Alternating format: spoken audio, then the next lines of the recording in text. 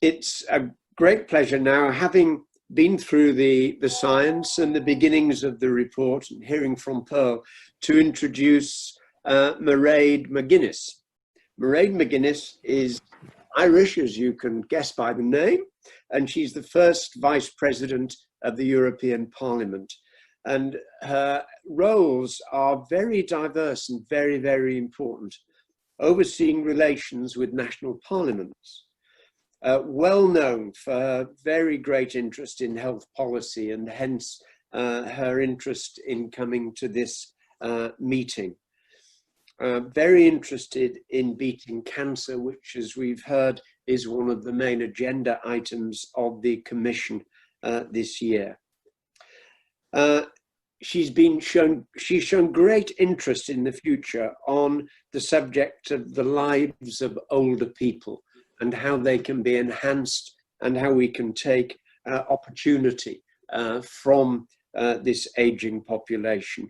And all of this, of course, has been brought into focus by COVID, which we've talked about a little already. So it's a great pleasure to introduce Mairead to address this meeting. Mairead. Well, thank you very much, first of all, for that lovely introduction, but particularly for inviting me to be part of what is a really important event. Because at the very outset, Professor, you talked about science, if you like, feeding into policy, and sometimes there can be a gap. Now, why I'm particularly interested in this report, and it is incredibly timely, and with great fortune that we're now talking about it, is the impact that COVID already has had on our thinking about people, about vulnerable groups, about how we refer to older people. And indeed, we had an engagement, an online engagement, obviously, with the World Health Organization and the European Centre for Disease Prevention and Control. And only one of the contributions mentioned older people. And I responded by saying that I was disturbed by the language being used around COVID, almost that some people were less important than others. And it pulls me back to a core point of what we are here. The dignity of the person is absolutely something that Europe talks about in terms of our values. And I've been saddened really to think that we have, if you like, blocked some to be vulnerable, and therefore we can almost say, well, they had their life. And I think for all of us, it is unacceptable. And the reason I'm here is because of my links with Professor Roseanne Kenny. She's a fantastic woman, and I'm so pleased to have made the connections in the past, because it helps me today.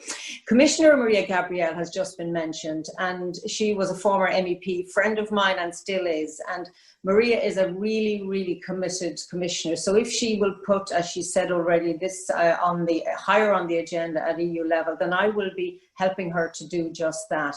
And there are many reasons why we need to do it. I think the most is because we should, if we talk about our values, see them implemented.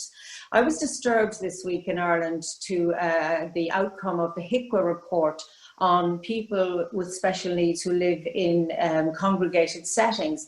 And it said that the quality of their lives is not as it should be, and that the dignity of each of them as a person is not being respected.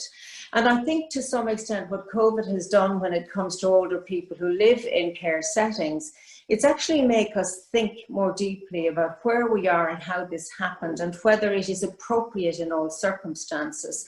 And I think this wake-up call is sad that it had to happen, but I think we should not forget the message. We are all now aware of what has happened because of this particular pandemic, but we also know that there are issues in society around people living longer, which is really good, but also pressures around pensions and social protection and all of these economic issues as well. But for me, this issue about aging and how we look after ourselves, because frankly, I'm aging rather faster than I'd like sometimes, but we all know that this is not about somebody else.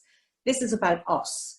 And so what do we want for ourselves and for those we love when it comes to their life? And I think what we really want is that they're respected, that they have a good quality of life, And that means we start early. So I was really pleased again when at the opening of this, we talk about, food, healthy living, all of these things.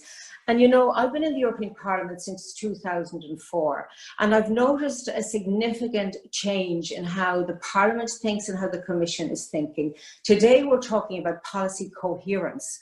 So when we talk about trade policy, for example, we also know that has an impact on environment, on climate, on biodiversity, and we want to make sure that these link up correctly. When we talk about aging and demography, we know that how we live from the cradle to the grave impacts on the quality of our lives as an older person.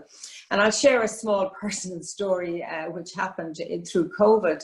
I was watching the Irish RTE news one evening and I saw this wonderful woman who at 82 or 3 was still running marathons, and she's from the county that I'm from myself. I have been threatening since about the age of 45 to start running again because I had, jogged earlier in my life. And because of the example of that woman, I said to myself, for God's sake, stop delaying, get at it. So one of the things I think we also need are, people who tell the story by their being. So in other words, that there are people who are older who may not feel confident or capable of taking on a challenge, but if they see somebody else the same age doing it, then they're more likely to do it. And I think that that's really, really crucial to try and, if you like, encourage people to live these better quality of lives. There's also an economic benefit. If people are healthier, then there are no lower costs to the health system. So it really is a no-brainer that we implement the policy recommendations in this report. I have so many notes here that I will certainly bring to the attention of the European Parliament. Clearly the technology piece is very important, and we know that that needs a lot of work, as was just outlined in the presentation. I did some work on deinstitutionalisation some years ago in the Parliament, because we were, as a European Union, funding the construction of institutions for people with disabilities or children who had no guardians and no parents that could look after them.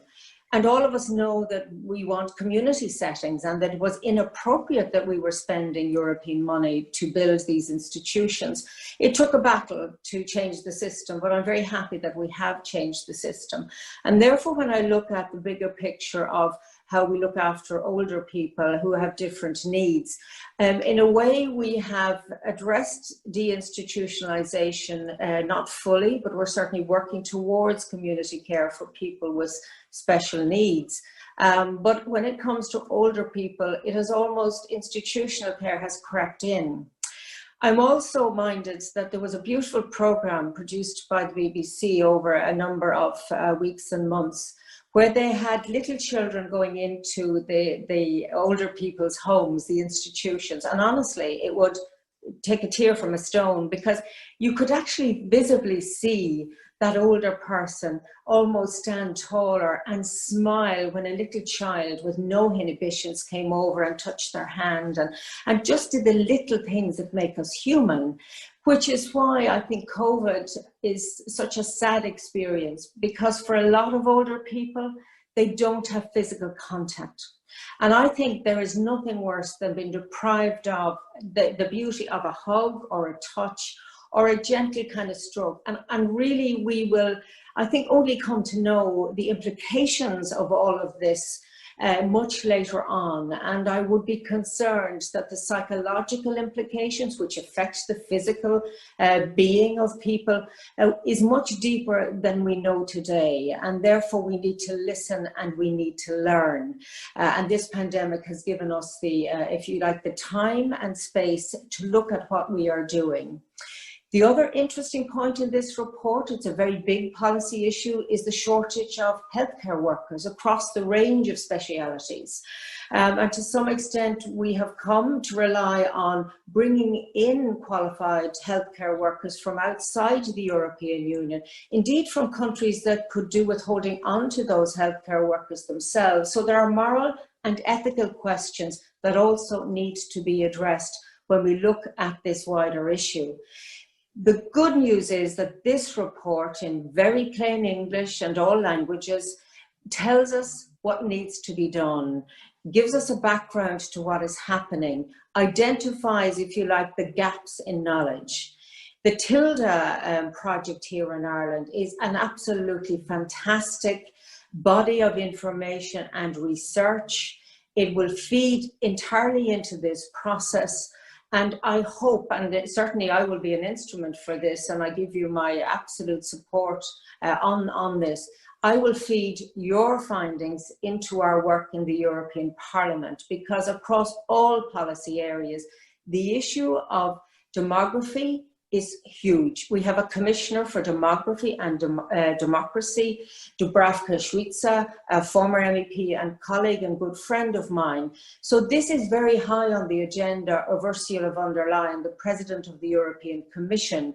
She is a doctor, a scientist, but a person of great motivation to make sure that Europe is much more than a collection of economies, but rather a collection, a community of people. And I think her response to the COVID pandemic, when in the beginning there was almost a chaos or a crisis of reaction amongst the member states, she stood back and identified that the European Union, if you like, had not been strong enough for the people in Italy and Spain, who were the first to be hit and hurt by the pandemic. And she did what was the most appropriate thing to do. She apologized and she gave support and she pulled member states together, and she has done incredible work around leadership in tackling the COVID pandemic. So I think when it comes to the Commission, there is strong support for turning your findings into actions. There is strong support amongst members of the European Parliament to do likewise. And therefore, we should not waste this opportunity that presents us in the face of a global pandemic with real challenges to address the issue of encouraging us all from the cradle to the grave, to have lived our best lives, to have education systems, because I was shocked by the figures there that those with higher educational opportunities live longer and have better quality lives than those who are denied those opportunities. So we need to look at education, we need to look at climate. And one of the files that I will be completing today on Monday is the Parliament's legislation on setting a target of climate neutrality by 2050 at EU level, and we vote in the Environment Committee next week. And clearly all of these things are linked. So you will have a good friend, if not just me, but others in the European Parliament. And I would urge you, whatever way we work with this pandemic, to find ways to make sure that more people understand and have access to this information, and that it gets put into policy actions. And it does so in a timely way. We do need to act now. Even that finding about vitamin D is so crucial. And may I just say that I suppose we all have personal experiences of parents, of loved ones that have gone through life and have moved on, sadly. And I think all of us could, when we look back, you know, with sadness, realize that the system sometimes failed the individual, that we, as being close to that person who was older and vulnerable and perhaps close to leaving us, were not able to voice for them what needed to be done because we were so emotionally distraught by what was happening. And sometimes the medical system is inclined to, you know, work on timetabling and scheduling and not patient focused enough. So I think what we should all say, perhaps at the conclusions of this important discussion and gathering, is, as has already been said, the focus has to be on the person. You know, front and center, and that to do otherwise is just not respecting those principles and values that we here in the European Union talk about and not always live up to. So I have really been educated myself by reading this report. I've been hugely encouraged by the enthusiasm and commitment of the speakers before me. I hope that you realize in my short intervention of my support and encouragement that we move on and put these policies into practice, and that we can set a timeline to give greater voice to the changes that are needed, to address the specifics which are now hindering people make good lifestyle choices. And I sit on the Agriculture Committee and on the Environment Committee, and we know that these are linked, that you cannot have one without the other, and that issues around access to quality food, the pricing system, all of these things are linked with our healthy lifestyle approach and environmental issues. So what encourages me actually today is that the things rather that I have been talking about in the European Parliament about policy coherence, about the dignity of the person, are now, if you like, embodied in this report. And I'm really encouraged and pleased by that. And, you know, in summary now, as I conclude, I just want to say thanks to all who have contributed to this research. I'm kind of humbled and honoured that to be among professors and very distinguished academics. And I promise that I will be that plug into the system for all of you, because I really think it would be terrible if the findings of this report merely sit on a shelf.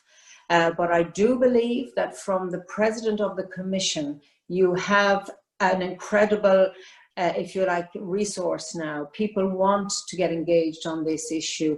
We know that society will be much better for it.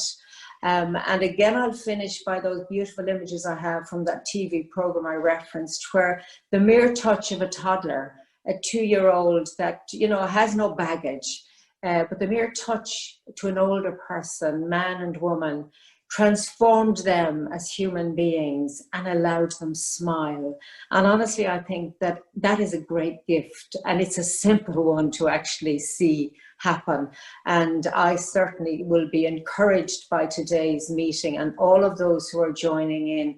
We should really stick together and improve the lives, not just of older people today, but all of us, those born today, who hopefully will live, you know, good quality, wholesome lives, and that we can look back and say, today was a good day, and we can move forward together. So thank you so much for allowing me to be part of what has been such a really informative discussion today.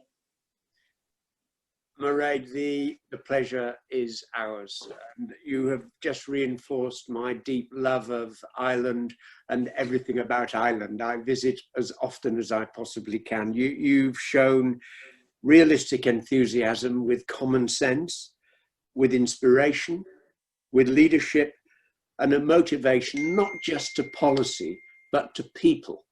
And this is what matters, of course, and this is what the aging the aging groups that we have been inspired to try and help mean for the future. And we thank you very much for your talk, and we thank you very much for your contribution to the union